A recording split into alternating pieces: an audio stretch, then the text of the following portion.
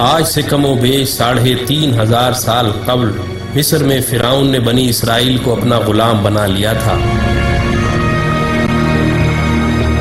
جب حضرت موسیٰ علیہ السلام بنی اسرائیل کو غلامی سے نجات دلوانے کے لیے مصر سے نکلے تو فرعون انتہائی تکبر سے بنی اسرائیل کے تعاقب میں اپنی عظیم فوج کے ساتھ روانہ ہوا،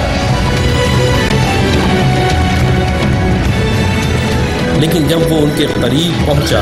تو اللہ کے حکم سے آسمانی آگ نے اس کا راستہ روک لیا۔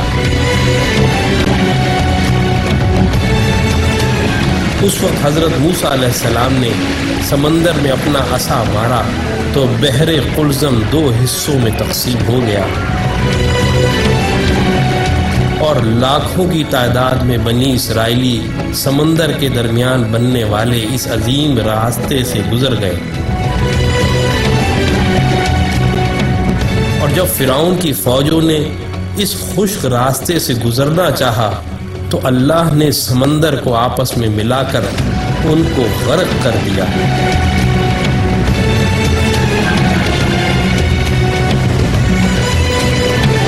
یہودیوں اور عیسائیوں کے عقیدے کے مطابق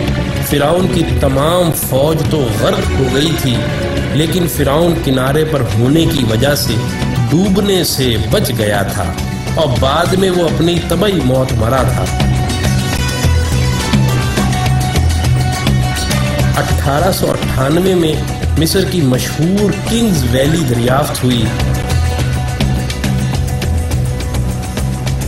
جہاں مختلف مقبروں میں فرعون سمیت دیگر کئی بادشاہوں کی حنوط شدہ لاشیں دریافت ہوئیں۔ اس دریافت کے 83 سال بعد 1981 میں جب فرعون کی ممی خراب ہونے لگی تو اس وقت کی مصری حکومت نے فرانس سے درخواست کی کہ وہ فرعون کی ممی کو نہ صرف خراب ہونے سے محفوظ کرے بلکہ اس کی موت کی اصل وجہ بھی معلوم کرے۔ جب فرعون کی ممی کو ایئرپورٹ پر لایا گیا تو فرانسیسی صدر متران سمیت تمام وزراء، افواج کے کمانڈروں اور فوجی دستوں نے فرعون کی ممی کو اس طرح سلامی دی جیسے ایک عظیم بادشاہ کو دی جاتی ہے۔ اس کے بعد فرعون کی ممی کو ماہر ڈاکٹروں کی ٹیم کے حوالے کیا گیا جس کے سربراہ ڈاکٹر مورس بوکائے تھے۔ ممی کے مائکروسکوپک ٹیسٹوں سے پتہ چلا کہ فرعون کی لاش پر سمندری نمک کے ذرات موجود ہیں، جو اس بات کا واضح ثبوت تھا کہ فرعون اپنی طبعی موت مرنے کے بجائے سمندر میں ڈوب کر مرا تھا، جس کے فوراً بعد اس کی لاش کو سمندر سے نکال کر حنوط کر دیا گیا تھا۔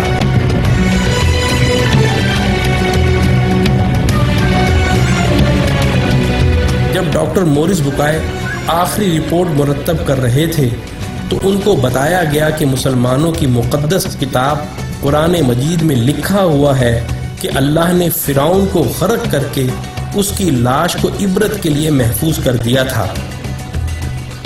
یہ سن کر ڈاکٹر مورس بوکائے اس قدر حیران ہوئے کہ حقیقت حال جاننے کے لیے مصر روانہ ہو گئے۔ مصر میں ایک مسلمان سائنسدان نے فرعون کی موت کے حوالے سے قرآن کی درج ذیل آیات ان کو پڑھ کر سنائیں، اور ہم نے بنی اسرائیل کو سمندر پار کر دیا تو فرعون اور اس کے لشکر نے سرکشی اور تعدی سے ان کا تعاقب کیا، یہاں تک کہ جب وہ سمندر میں ڈوبنے لگا تو کہنے لگا کہ میں اس خدا پر ایمان لاتا ہوں جس پر بنی اسرائیل ایمان لائے ہیں۔ اللہ نے فرمایا، تو اب ایمان لاتا ہے حالانکہ تو پہلے نافرمانی کرتا رہا اور مفسد بنا رہا، تو آج ہم تیرے بدن کو سمندر سے نکال کر محفوظ کر لیں گے تاکہ تو بعد کے لوگوں کے لیے عبرت بن جائے۔ ان آیات کو سن کر انتہائی حیرت کے عالم میں ڈاکٹر مورس بوکائے کہنے لگے، قرآن کا نزول فرعون کی موت کے 2000 سال بعد ہوا، اور اس وقت اور آج تک کوئی فرعون کی ممی کے بارے میں نہیں جانتا تھا، لیکن قرآن نے اس کے بارے میں جو پیشن گوئی کی تھی وہ آج نزول قرآن کے 1400 سال بعد فرانس میں ممی کے مائکروسکوپک ٹیسٹوں سے سچ ثابت ہو گئی ہے۔ تو بھائیو، ایسا قرآن کسی انسان کا کلام تو ہو ہی نہیں سکتا۔ یقیناً یہ اللہ کا کلام ہے۔ یہ کہہ کر انہوں نے بھرے مجمع میں کلمہ پڑھ کر اپنے مسلمان ہونے کا اعلان کیا۔ یہی وہ ڈاکٹر مورس بکائے ہیں جن کی مشہور زمانہ کتاب قرآن، بائبل اور سائنس نے آج پوری دنیا میں تہلکہ مچایا ہوا ہے۔